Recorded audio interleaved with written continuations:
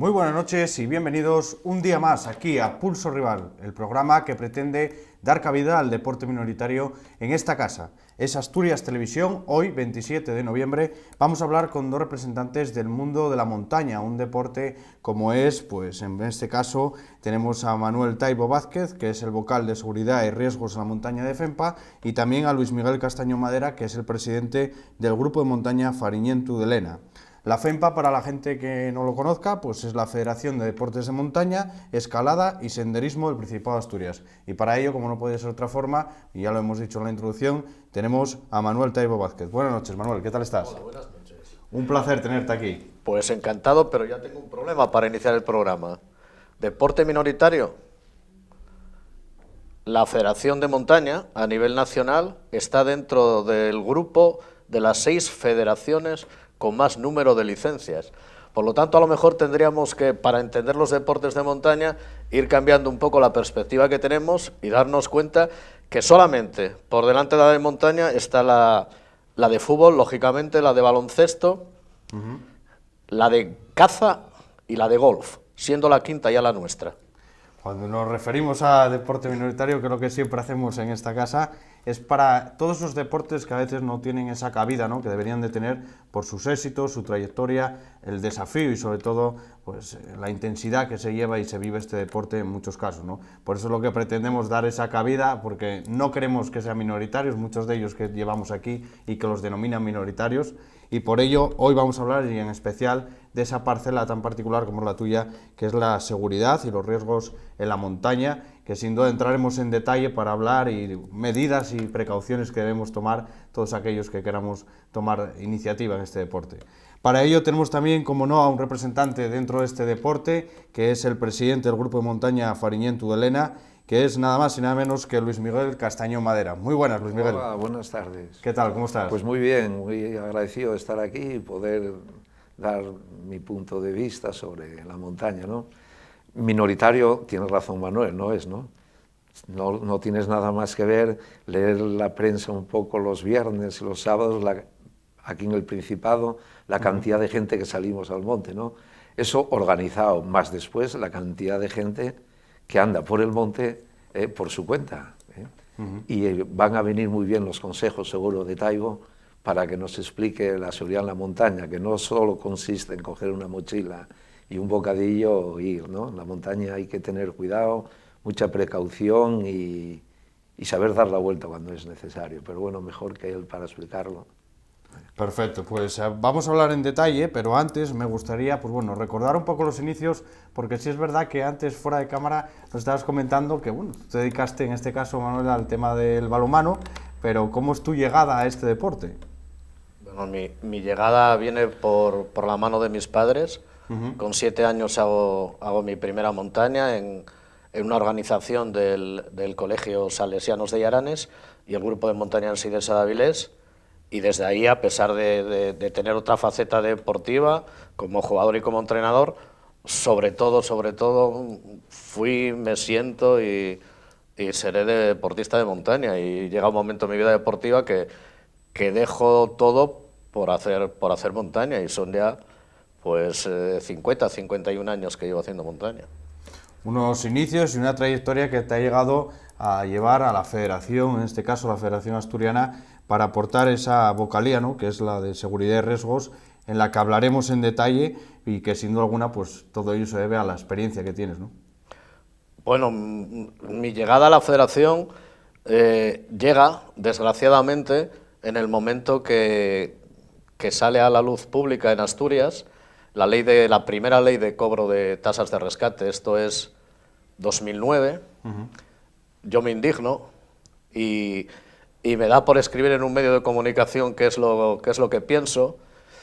Y tiene cierta repercusión, me piden que vuelva a escribir y mi osadía llega incluso a decir lo que creía que tenía que hacer la federación. En ese momento Juan Rionda, el presidente de la federación,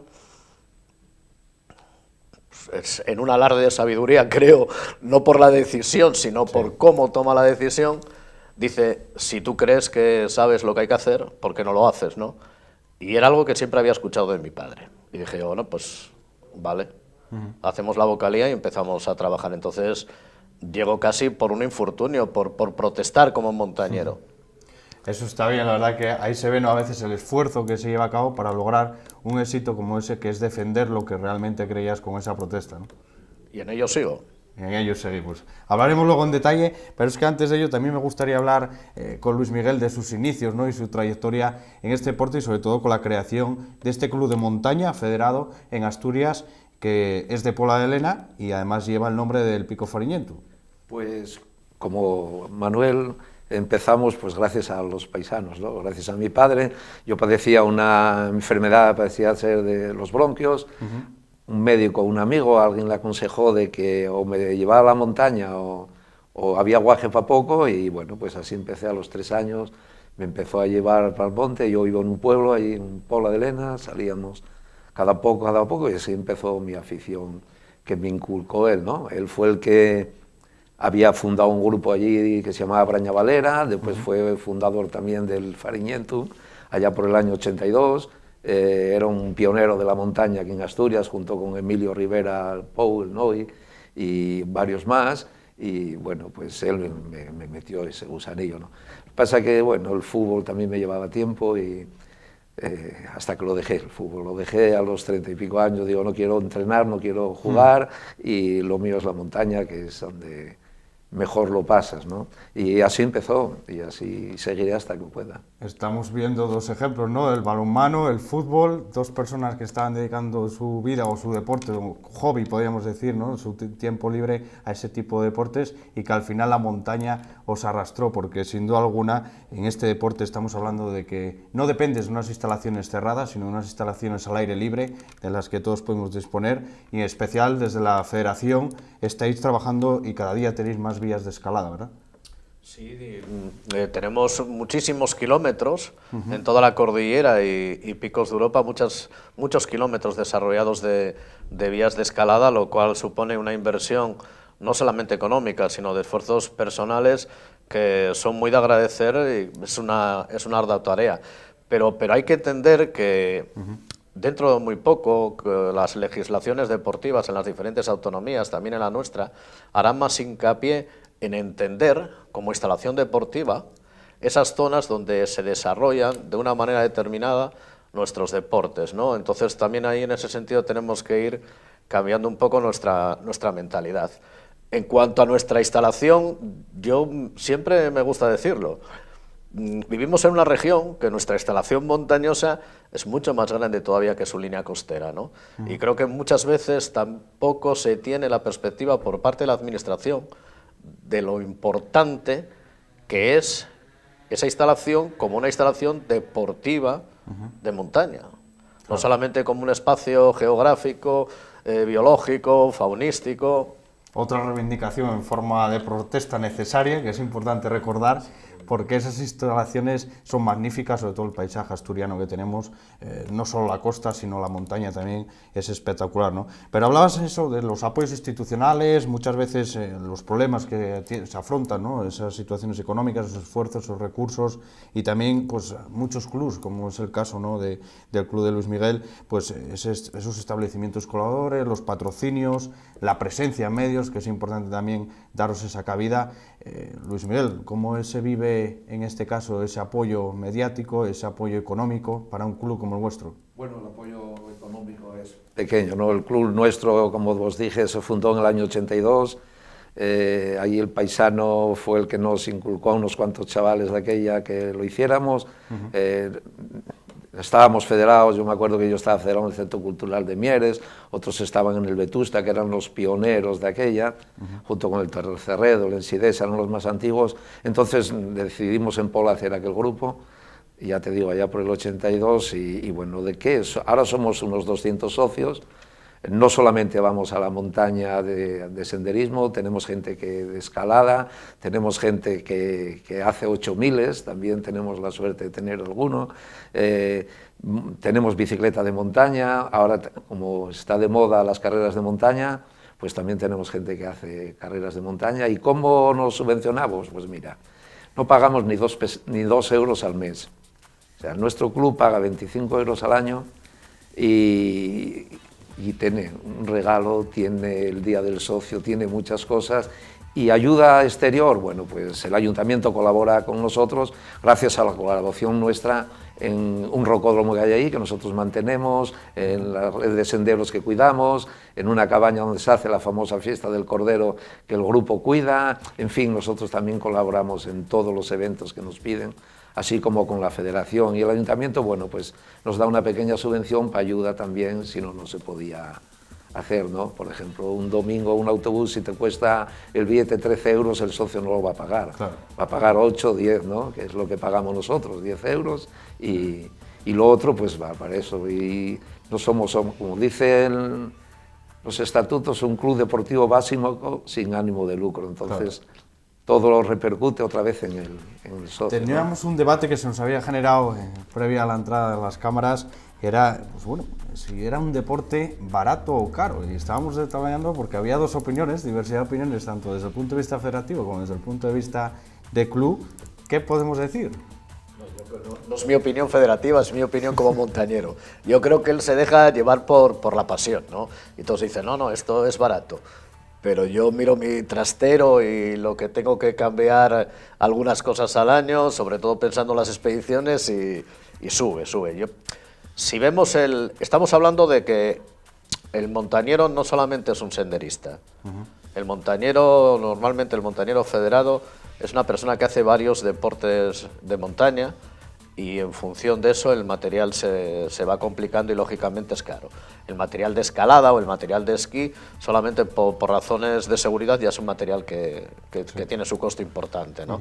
Entonces, bueno, hay que empezar poco a poco, hay que hacerse con el equipo poco a poco, pero luego a mitad de la vida del deportista sube.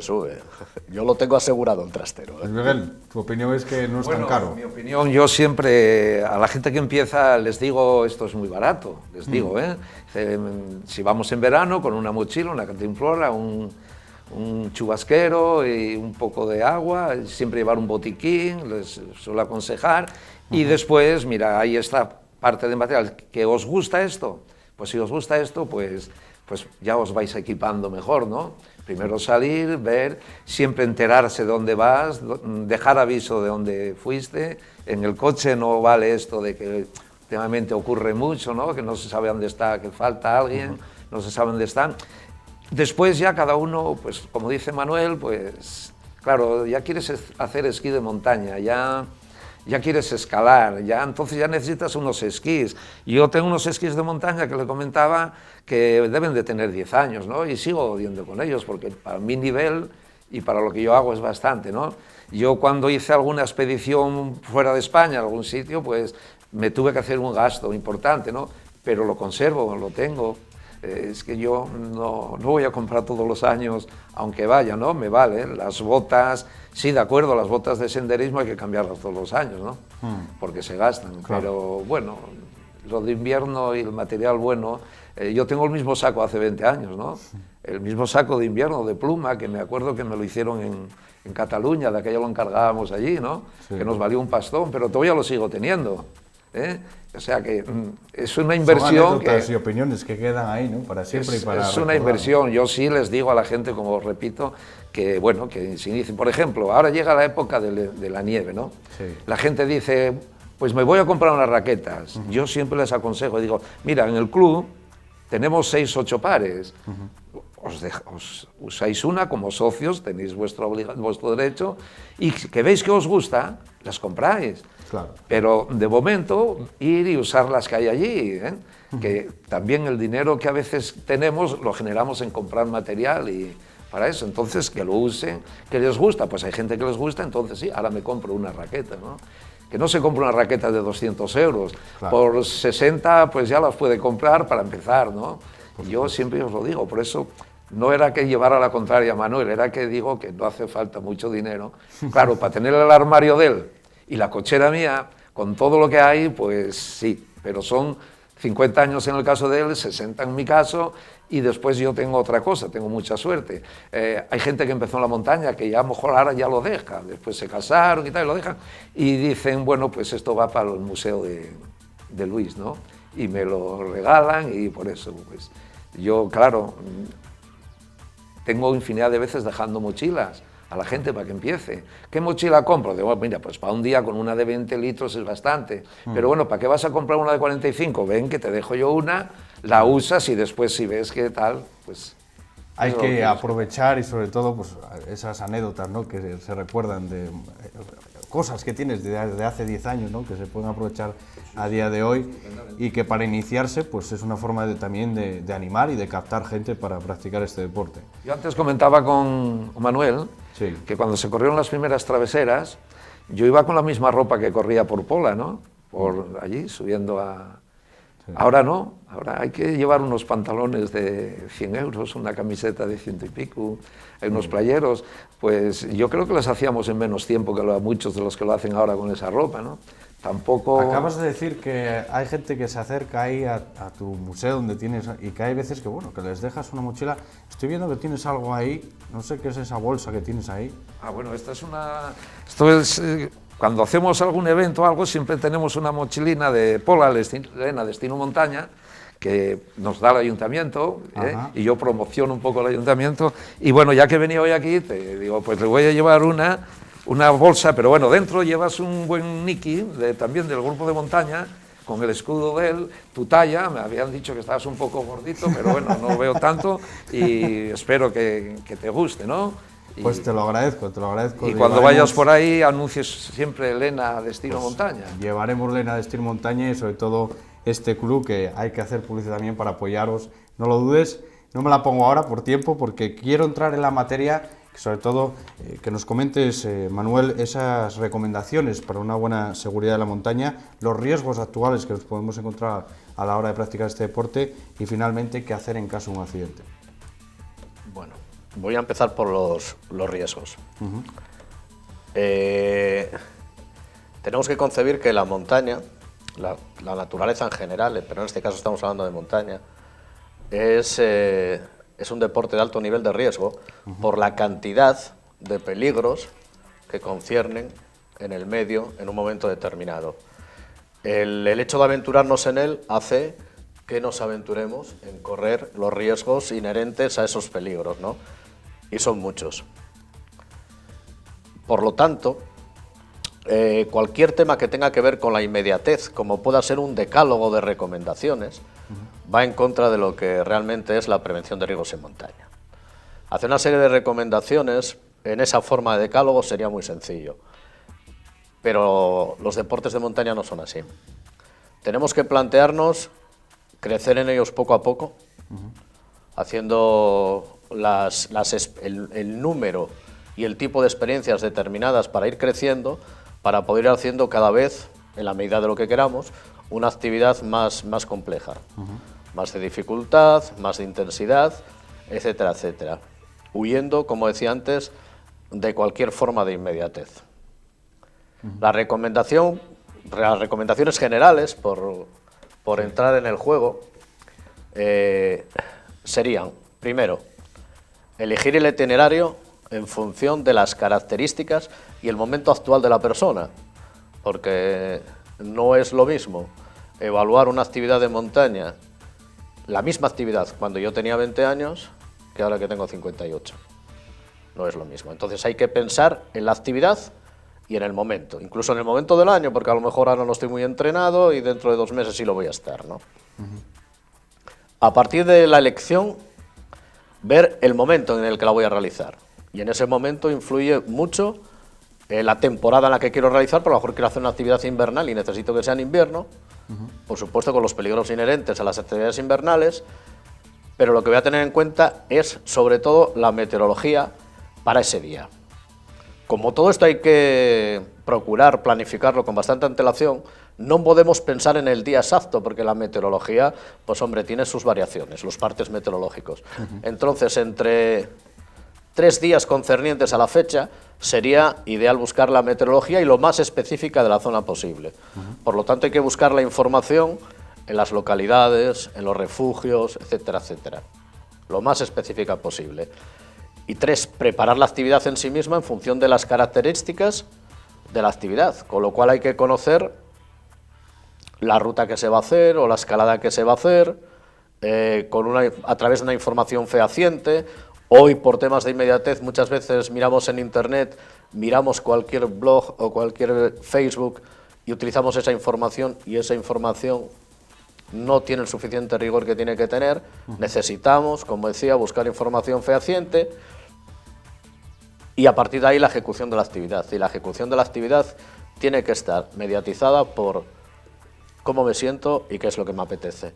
No me puede llevar la necesidad de triunfo a superar mi circunstancia en un momento determinado.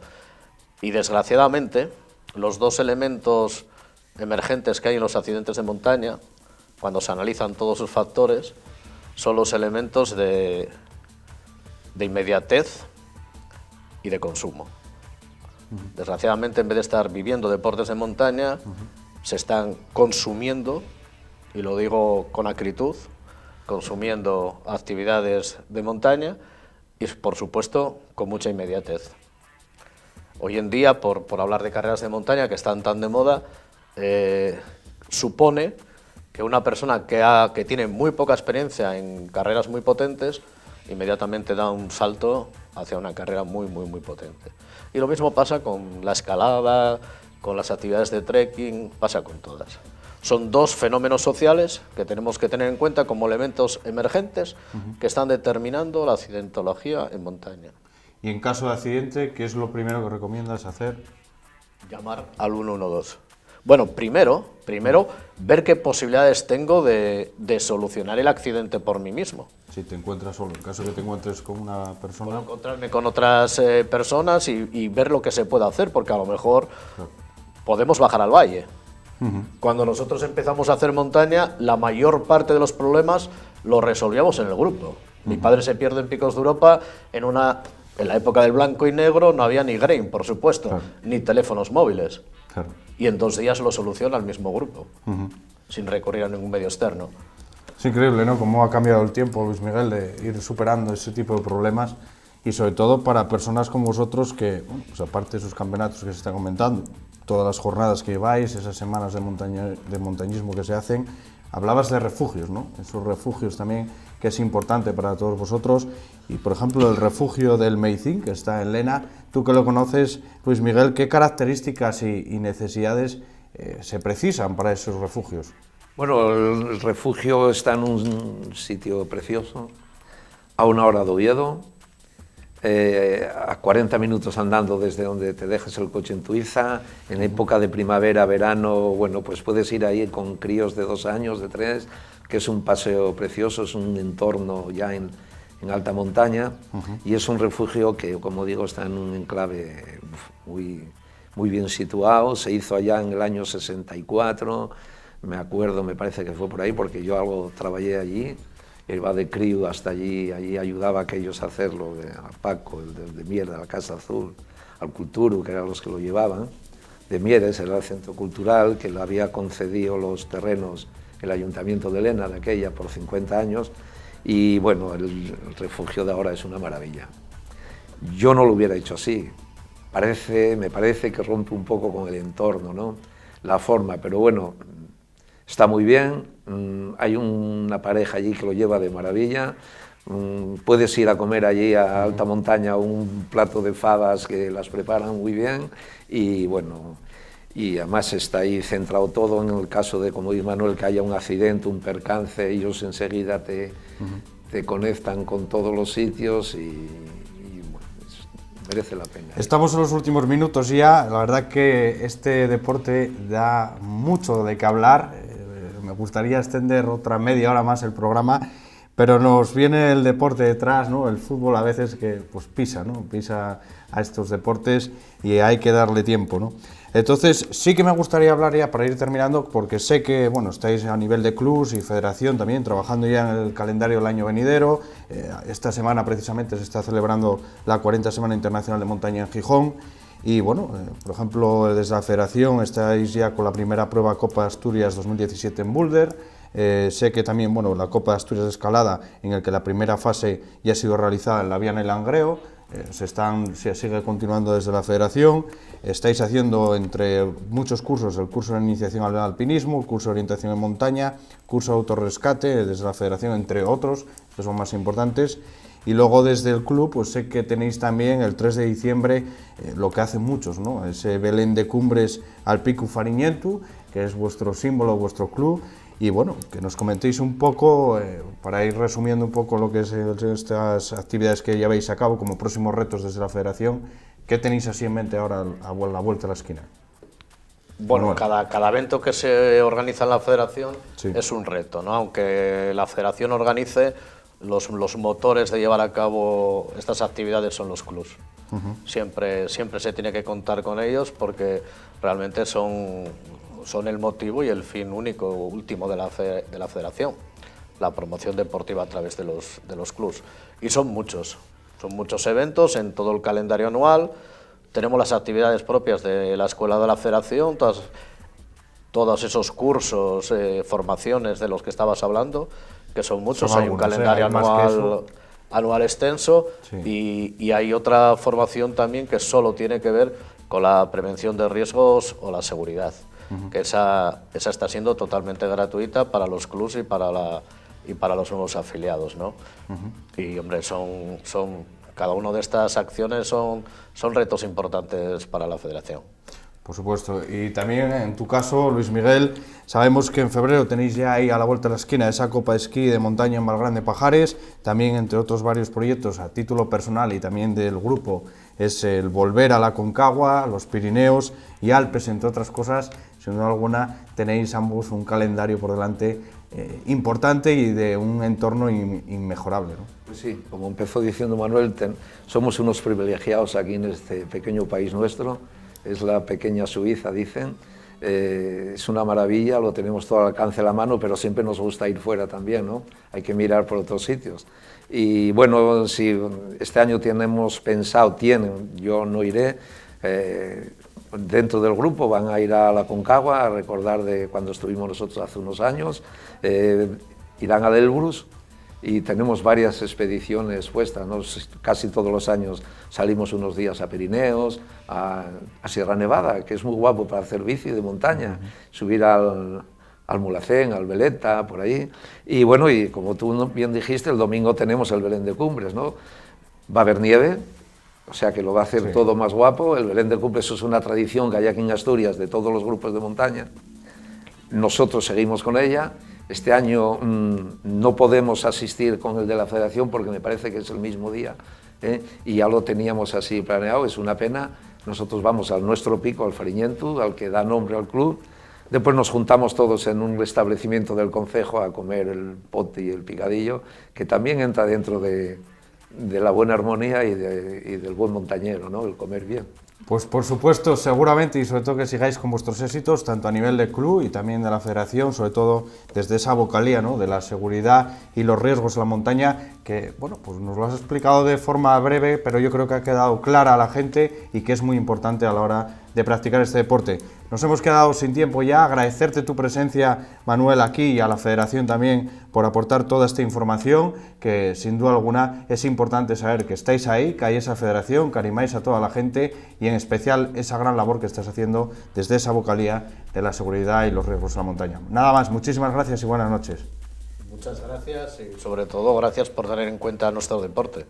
Siempre, eso que no quede en esta casa, vamos a apoyar todo el deporte, que no sea minoritario, porque queremos que deje de denominarse así, conocido por mucha gente. Y también, Luis Miguel, agradecerte tu presencia esta noche aquí en Pulso Rival y sobre todo para dar a conocer ese equipo, el Fariñentu, ese grupo de montaña al que animamos a que la gente de la zona se sume, que sabemos que nos ve gente de la zona, y agradecerte tu detalle también de Elena por esa montaña y esa zona tan bonita que tenéis. Gracias a vosotros por invitarnos. Muchas gracias, nada más. Bueno, señores, pues estamos terminando ya, nos hemos acabado ya con este día de montaña, podríamos decir, después de esta breve pero intensa jornada que hemos realizado por la montaña asturiana, así que nada más y muchísimas gracias, hasta el próximo lunes.